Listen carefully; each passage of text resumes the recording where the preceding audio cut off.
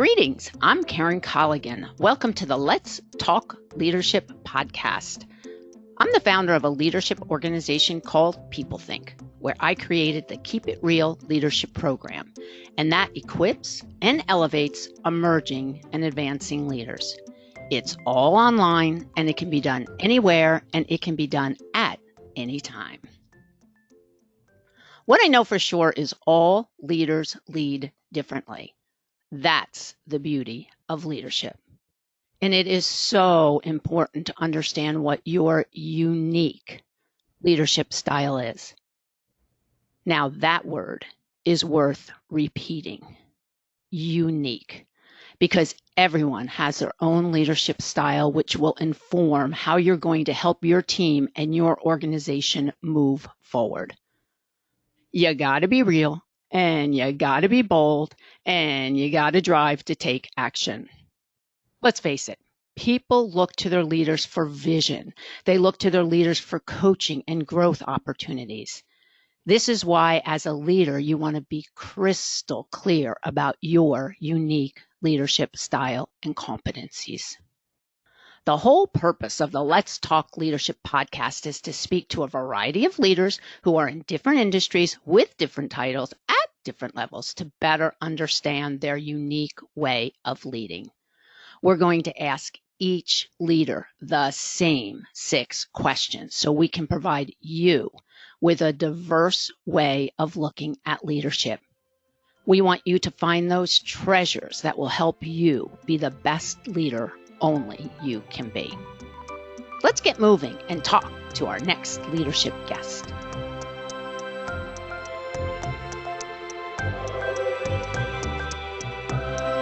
In this episode, I am thrilled to be speaking to Susan Montz, who is an AVP of Performance Improvement at Ochsner Health Network. We're going to hear about Susan's approach to leadership. Susan, welcome, and thanks for being with us today.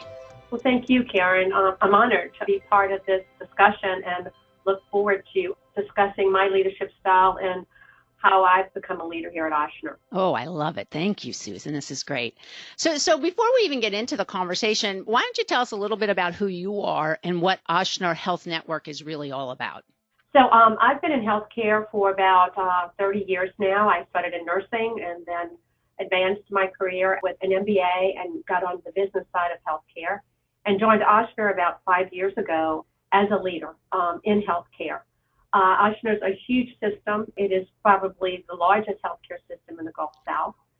It is a destination system, and we are perceived as, a very, very important place to come to as a consumer to receive healthcare. So I'm very, very honored to be part of this system, very proud of it, and take the responsibility, our mission, and our values for the consumers out there in the Gulf South. And actually all over the world, people come here from all over the world to have transplants, to receive cancer treatment. So we're pretty, we have a pretty tall reputation to maintain and to serve our population. I'll be interested to hear it and how it has informed your leadership style. You indicated you've been there for 5 years. You joined as a leader, and my guess is when you work with an organization that's so mission-driven and so value-driven that also will impact your leadership. So thank you. That's exciting, and it sounds like Ochsner is also a leader in their field. It's a nice combination to chat today, so thank you for that. So first things first, Susan. There's so many ways to define leadership. And the reason is, as I said earlier, everybody's unique and leadership is so personal for each individual. So tell us, how do you define leadership? Yeah, it's a very good question, and one that I often ask myself. I lead directly a team of like 6 managers, and then under the managers, there's about 60 people. So it's a pretty large team, and we're in quality. And I often think about what message do I want to send to my team each day, and how do I do that, and how do I keep them inspired and connected. So part of what I think leadership is, at least for me, with this large team of people that influences quality and drives quality throughout the organization, is that I have to keep them inspired, but I also have to keep them connected. Connected to what we're doing and the why behind what we do, And the why is really about saving lives. So I really need to keep the purpose because in front of everybody all the time. And it's hard sometimes because you get into the weeds and you get into the day-to-day, and it's hard. The days are hard and long, especially in the situation we're in today. So I think arriving, at least every morning with reminding myself and my team the purpose and just getting excited about what we do is really important. What's really fascinating about that, Susan, is you said a couple things. First of all, the days are long. There's a lot going on, whether we're in the current pandemic that we're in or not. And then to remind ourselves why we're here, like why do we do what we do for a living? And then you say to save lives. I'm not saving lives. And so to be that purpose driven and really recognize and remind the folks on your team, this is why we're here. There are long days, and to be inspiring around that purpose. Yeah. Wow. Love that. Thank you. Okay. So then we start thinking about the values of a leader. What I know is that our individual values are really the core. They're really our guiding light, and it's how we navigate the world. I mean, it's really how we make decisions. And Ochsner, it sounds like, is a very value-driven organization. However, when I think about the three values for you, that's what I want you to help us understand. What are your three values as a leader? Yeah, and I think it's really important to be clear about your leadership style and it's such a responsibility to be in a leadership role. So many people look up to you, and you've got to be present, and you've got to each day drive with purpose, but not just purpose. The values that I live by, and I think they just come easy to me because it was the way I was raised. But the three values that I live by are transparency, integrity, and empathy. And they seem to serve me because, what comes through, at least the feedback I get, is that people think I'm very authentic. Mm-hmm. And I think being authentic is really important. And you have to be real. You use real in a lot of your of what you do. Let's keep it real. And I think you have to be real in order to keep it real. And you have to be able to make sure people understand that and they believe that. And so I think those three values are really important. And I think, transparency is also part of honesty. In order to trust, you've got to share, and you've got to be, the good, the bad, and the ugly. What we're in right now and in healthcare, it's hard. It is exhausting right now, and it is hard. And it feels really gloomy sometimes. So I think, showing the numbers and showing what we're doing and showing the positive side all the time, the transparency of data, the transparency of I'm tired too, but we got to get through this. And showing that empathy as well is that it keeps you connected. And it keeps people honest and connected, and it's okay. Yeah. And what you say is this whole thing about being authentic. And, if you think about what your three values are, transparency, integrity, and empathy, all of those leads to being authentic. And it is complicated. And there are days that it's really hard to keep going. And when you talk about empathy, Susan, I think it's important to have empathy for others. It's also important to have empathy for ourselves. And the days are long, and the days are tough, and we have to be able to recognize that people are looking up to you and you want them to be connected. And if you're going to have integrity, then the expectation is, Susan, they're going to have integrity and they're going to be honest. And what I always say, and I do always say this, is, as a leader, stuff runs downhill, and your team is looking at you for that direction, for that purpose, and also, how does she live her work life in transparency, integrity, and empathy? And then they can almost take that on in some way and be authentic and not be afraid. And that's a big, big deal these days. So love that. Yeah, there's a lot of fear out there, Karen. There's a lot of fear of just the world that we're living in today, but also, there's fear of failure too. Mm-hmm. And I think it's okay to not be perfect, and it's okay. When you're working with young managers and young leaders, they want to be perfect, right? Mm-hmm. They're so proud to be promoted to being a manager, especially here in this organization. We are an organization of 27,000 people and growing. And I mean, a manager's position is not an easy position to get promoted to. So when, and all of my managers were promoted to managers. So they arrive and they want to be perfect.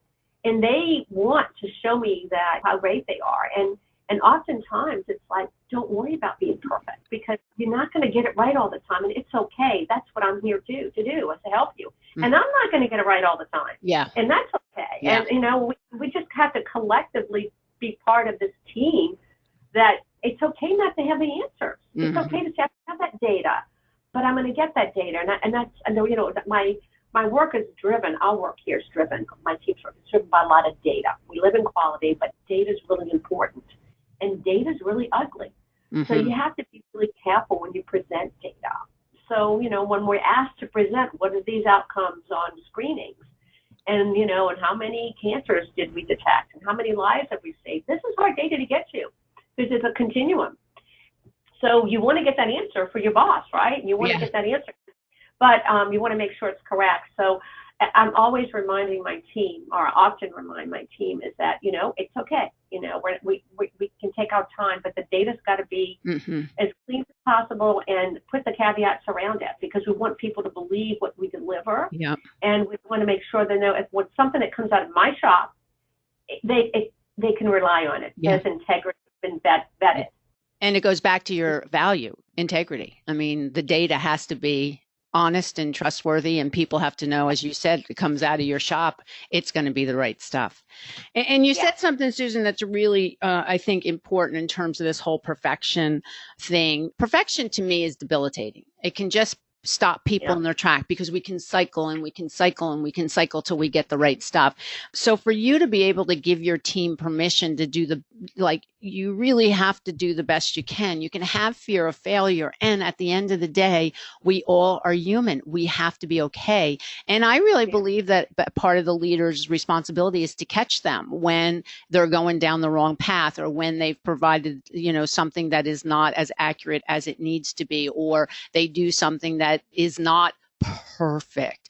That as an employee, if I work with you or for you, to know that you're not going to punish me, that I will still be celebrated, if you will. It's so true, Karen. And as I'm thinking about this, really thinking about the whole, when these people come to you, they're driven, right? Yes. And often sometimes they do get stuck with the numbers and the outcomes because we are measured by that. That's not at the end of the day, we have targets. Mm-hmm. We want to have, 89% of our people screened with breast cancer. We want to have 78% of our people screened for colorectal cancer screenings. We want to have 82% of our patients that are hypertension to be controlled with their blood pressure. So we are measured by numbers. We have this measure here on my team. It's called care gap closure. So you look every week to see where the care gap closures are. Sometimes they get lost in the numbers and they become really hard on their people. I often have to pull them back and say, look, you have to invest in your people. Don't worry about the numbers. The numbers are going to come. Mm-hmm. If you've got the right people and you're there for them and you show them how to do what they're supposed to do, I promise you, your numbers will come. And it's been really interesting for them to trust that message and to trust that. And they're starting to see it. And it's taken me about 2 years to get them there. My kids have been here with me for 2 years. And I think they're starting to believe, really, if you believe in the people and you trust the workflow that we built, the numbers will come. They'll come. The outcomes will come there. It's a trust thing, too. It's interesting with data and outcomes and that drive that they have, that we all have, too. And, I mean, obviously, that's music to my ears. I mean, think about what my company name is, People Think. That's right. That's true. Exactly. And that's really true. When you trust in your people and you take care of your people and you instill them with the values, and everything else will follow. Okay. I see it. Yeah. Oh, and especially what you just said, 2 years. I mean, it's been 2 years and you really start to see the shift. And it does take time, Susan, and people often don't have the tenacity for patience. Let's put it that way. Everybody's like, what about now? What about now? So let me ask you, obviously we're going through an enormous amount of transition and change. We've both alluded to it a little bit in our conversation today. You think about the global pandemic, you think about the social awakening, and how the economy has really been impacted by both of those. You're in an organization, there's an enormous amount of pressure. How do you lead your team through transition and change? It's been hard. Well, it's been hard because everybody's been affected differently. Some of my team members have kids that are young, that went in school, or school-age children. Some of them, have parents now they have to take care of. So everyone's situation is a little bit different. So I think it's really, and now we're all working, most of us are working from home. So adjusting just to a virtual environment, which we were not a virtual environment before. Eichner was very traditional, come to work, show up for work. I mean, I led a team of people when I was in the Bay Area in a virtual environment. I had confidence. If you got the right people, it's going to work. But my leadership was really struggling with it. I think I came to the table with, you know what, I believe in you. We got to get you set up at home. It's going to be a little different. I'm not here to micromanage you with your productivity. Your numbers will show it. I know you've got noise in the background you have to take care of. Yeah. Don't worry about that. Don't worry about having to log on your computer if you're being distracted. I'm not measuring you that way, and I don't want you to feel that you're going to be measured with that lens. So really giving them permission to work differently was huge. It was comfortable for me because I've done it before. It wasn't comfortable from an organization, though, because they were struggling with it. So I think in this transition, understanding what that meant to them and how their lives changed would impact, and staying connected. So like now we do, I have a 2.5-hour virtual meeting now every Monday. It used to be in person, but I have huddles now, like 2 times a week. So I'm staying connected with each other because we don't get to see each other as often as we would. We're all on the same floor before. Yeah. So I think staying connected and providing that guidance and giving them permission to do whatever you have to do to take care of your family and yourself first has been really important for me and them. Yeah. And it goes back to what you just said. I mean, if you take care of your people are going to take care of you. And what we continue to learn in this virtual world is the boundaries are really complicated at this point. People don't understand what the boundaries are. We're home, we're connected, and is there a beginning of a day and an end of the day? And for a leader to be able to say, I'm going to give you permission, you do have to take care of your kids, you do have to help with your parents, you do whatever the situation is a big deal, because it allows them to know that you do have faith in them and they're going to get the work done when they can get the work done. I mean, it can't be 9 to 5. It's just not the way the world works these days. That's for sure. And that connection. I mean, when people feel like they have a connection, it goes back to the values again of that empathy. I mean, that there's a direct correlation between the empathy and the connection, and that we have to really hear what is important for the people that work for us. And so what we know is that, the best leaders are the ones who are always curious. The best leaders are the ones who continue to learn. We have to continue to evolve. So what are some of the tools or some of the resources that you use to make sure that you're evolving and to make sure that you can bring these things to your team, Susan? Well, I mean, I think as a leader, you have to really remain curious. Right? You have to understand that you don't have all the answers, and not have an ego to say, the way I do it is the best way, because I know we're the best. There is some of that here at Oshner. We're the best, and others, don't do it as well as we do. And I'm like, no, we're not the best. Look at our numbers. We can be better. There's got to be other ways to look at this. Always having a lens that leans towards curiosity, which is kind of natural for me anyway. I'm a curious person. But always looking to be better, learn a better way, a more efficient way. I'm part of a few different organizations. I sit on a few quality committees that are national committees that I lean into and I listen. And I stay connected to that through now Zoom virtual conferences. So I actually lean on other people that are leaders in other organizations that are driving quality. I do some podcasts.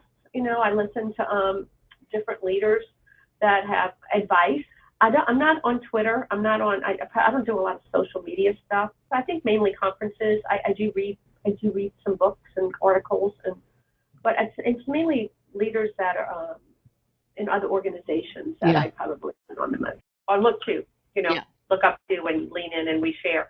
And then we all come. I mean, I think, being vulnerable when you're in these committees and saying, hey, look, yeah, I'm in AVP I don't have it right. I mean, I don't have it all right. I'm struggling. Right. I'm struggling enrolling people in digital medicine. How are you guys doing it? Yeah. We've got people here that, they can't even afford smartphones, and you're required to have a smartphone, and you're required to, have a portal account. I mean, how are you guys getting through these hurdles? How are you're maintaining your diabetics at a higher rate than we are? What are you doing to do that? How are you engaging the patients?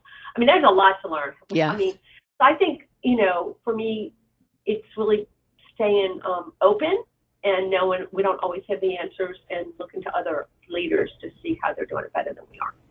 Yeah, I love that. And that whole thing is you have to really lean into the curiosity. And then, Susan, we're all smart and we all know a lot, and we don't know it all. And to be Right. able to trust yourself enough and be vulnerable enough to say, you know what, how are you guys doing it? We think we're doing it well, and we know we need to do things a little bit better. Again, that Right. goes back to the integrity piece and the transparency piece. So I'm doing the best I can. I really am.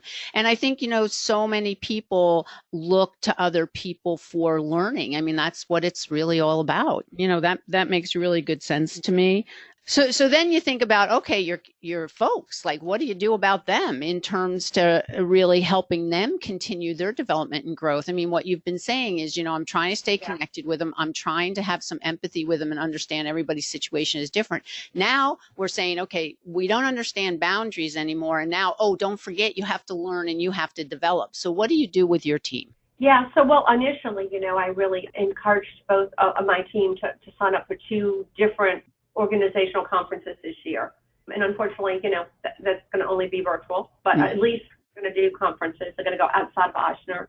I encourage them to look outside of Ochsner and to come to the table with different ideas, because I'm open to learning, open to looking at things differently. I don't have it. I mean, I lean on them for the opportunities and the answers. I don't have all the answers. We have a really strong OLN, online learning network, that they've got to put in like 40 hours a year. Mm-hmm. So there's a lot of online courses. That's what and I encourage that. But also what I think my responsibility is for them too is really to get them exposed. So I'm trying to develop each one of them as a SME, a subject matter expert on certain different contracts and projects, putting them on committees that they probably wouldn't have been on before. And I'm actually putting them on projects that give them exposures, because they're the up and coming leaders after I move on, right? Yeah, right. So they have to get better exposure. So I'm trying to do that for them as well.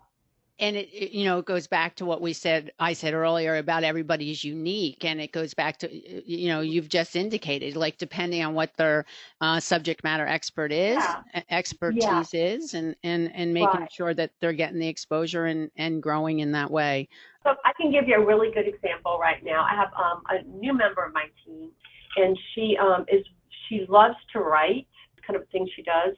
And she has a master's in public health. So she comes to us with a strong public health background, and actually has spent many years in Medicaid. So the low income populations. So I'm looking at some of the communication materials we've developed, and I'm just not crazy about them, and I think it's impacting our patient engagement. And so now I have Candy, because she likes to write, and we just hired a behavior scientist. I'm like, Candy, you want to help revamp all this writing material? Wow. It's a project, but it's what you love. You love to write. She goes, oh my God, I love it. She's so excited about it. Oh, nice. And she's working with this behavior scientist who's awesome. And so, part of it is finding the lane that they really like, and getting them excited. It's part of the work, but it's, bigger, and it's going to have a bigger impact. And so I think keeping them excited and finding a lane that they enjoy is important for their growth. Oh, absolutely. And one never knows what she's going to determine as she's going through this. I mean, it opens up so many other avenues. And when somebody's excited about something, all of a sudden the boundaries go down and they're like, oh no, I want to work on this. Yeah. And again, it goes back to, what do you want?